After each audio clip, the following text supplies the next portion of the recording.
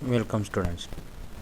We have learned the metallic and non-metallic character of a modern periodic table. We have seen that last period a decreasing atomic radius from left to right.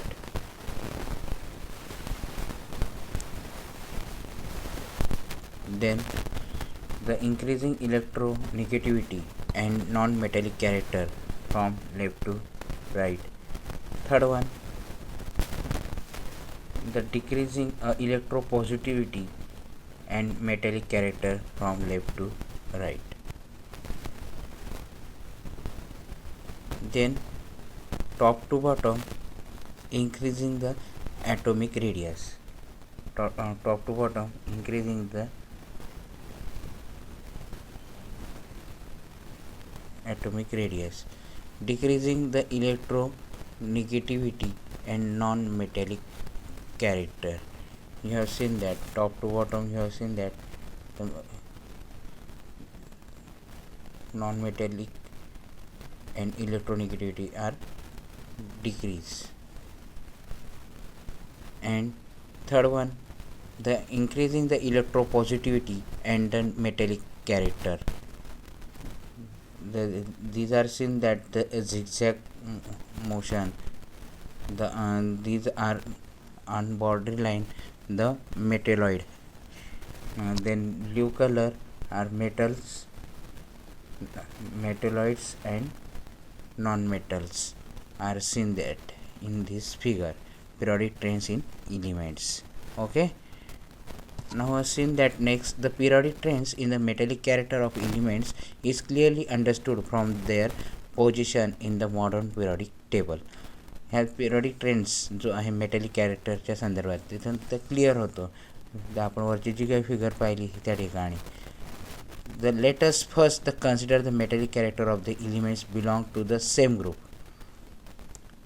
त्या ठिकाणी जर तुम्ही observation केलं तर काय पहिलं तर metallic character elements belong to the same group, त्याच ग्रुपमध्ये ते मेटॅलिक कॅरेक्टर आहे. While going down a group a new shell gets added. जे काही आहे मेटॅलिक कॅरेक्टर ते तसंच राहील, फक्त त्या ठिकाणी काय आहे ॲटॉमिक शेल त्या ठिकाणी इन्क्रीज झालेली new पिरियडला.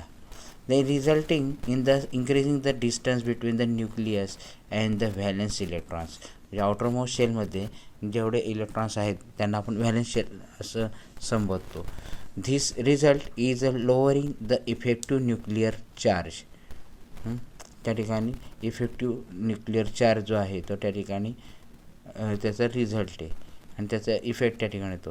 And thereby the lowering the attractive force on the valence electrons.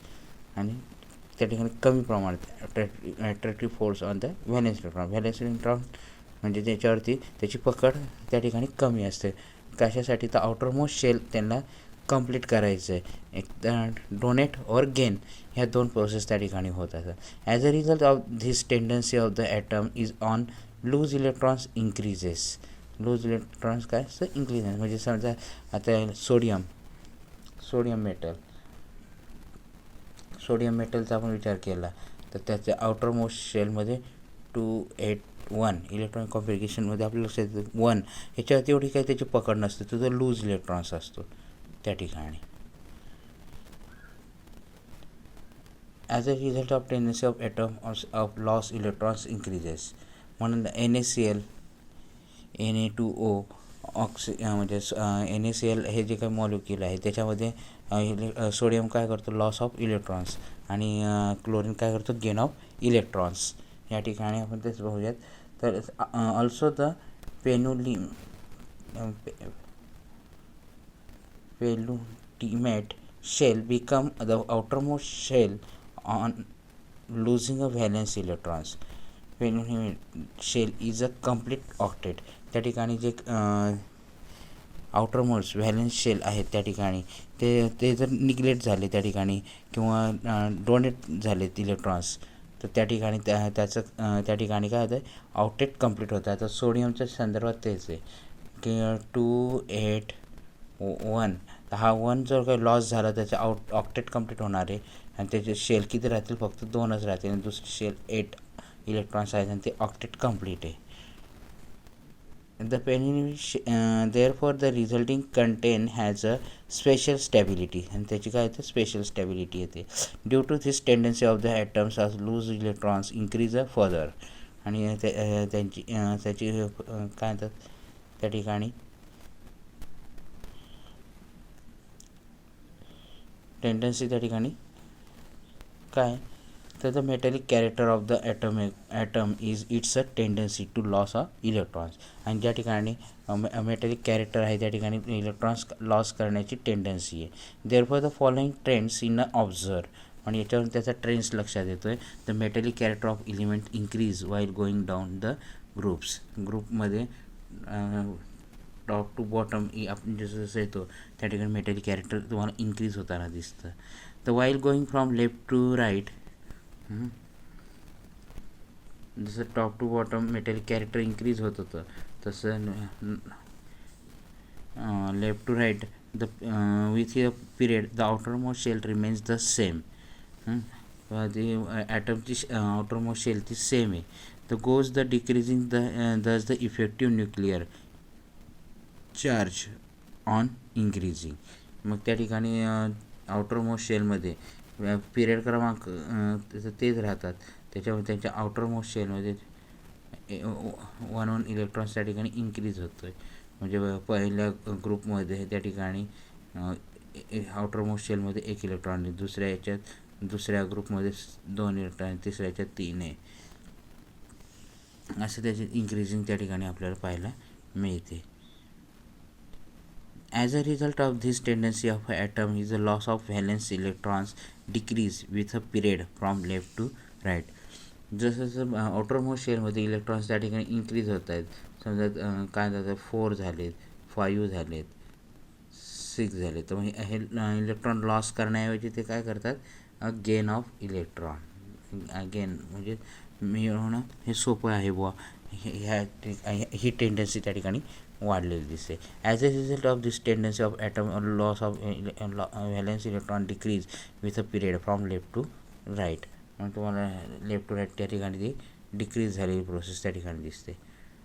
The two factors namely the increase nuclear charge and decrease the atomic radius as we go from left to right with a period. आणि 2 factors त्या ठिकाणी आपल्याला पाहायला भेटतात. त्या म्हणजेच काय तर इन्क्रीजिंग अ न्यूक्लिअर चार्ज त्या ठिकाणी इन्क्रीज होतो आहे आणि डिक्रीज द ॲटॉमिक रेडियस आणि ते ॲटॉमिक रेडियस डिक्रीज होताना दिसते. आता जसं लिथियम जे आपण मागच्या तासाला पाहिलं आहे लिथियमची रेडियस होती त्या ठिकाणी 152 तर तेच ऑक्सिजनची त्या ठिकाणी कमी झालेली दिसली आपल्याला. मागच्या जे काही रेडियस कमी होण्याचं कारण काय तर आउटर मोस्ट शेलमध्ये असलेले इलेक्ट्रॉन्स. आता लिथियमचा विचार केला तर आउटर मोस्ट शेल 2 आणि 1 त्या ठिकाणी आपल्याला पाहायला भेटेल 2 आणि 1. पण तेच ऑक्सिजनच्या आउटर मोस्ट शेलमध्ये 2, 6 म्हणजे त्या ठिकाणी आउटर मोस्ट शेलमध्ये 6 इलेक्ट्रॉन्स आहेत. तर नॅचरली द न्यूक्लिअर फोर्स हा काय फोर्स ऑफ अट्रॅक्शन त्या ठिकाणी इन्क्रीज झालेलं त्या ठिकाणी आपल्याला पाहायला भेटेल.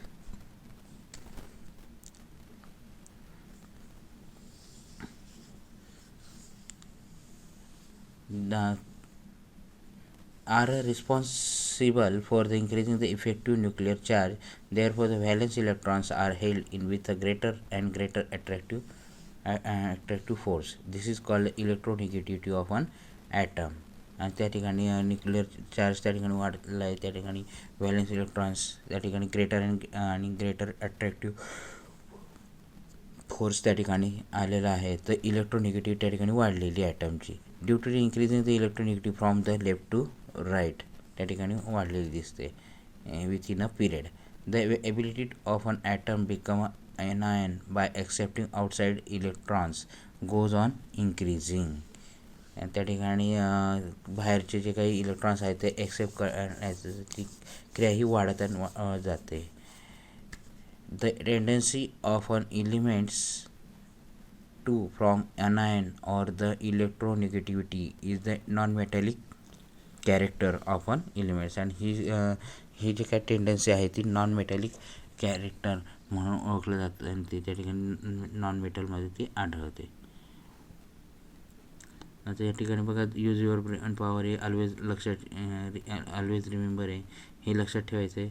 What is the causes of non metal character of an elements, कोणते कोणते आहेत नॉन मेटल कॅरेक्टर ते तुम्हाला सांगायचे. What the expected trends in the variation of non metallic character of the element from left to right in a period. ह्या प्रश्नाचं उत्तर तुम्हाला शोधायचं आहे. What will be the expected trends in the variation of the non metallic character of elements down a group. त्या ठिकाणी आपल्याला उत्तर याची मांडायची आहेत. आता बघा, ऑलवेज रिमेंबरमध्ये आपल्याला पाहायचं आहे.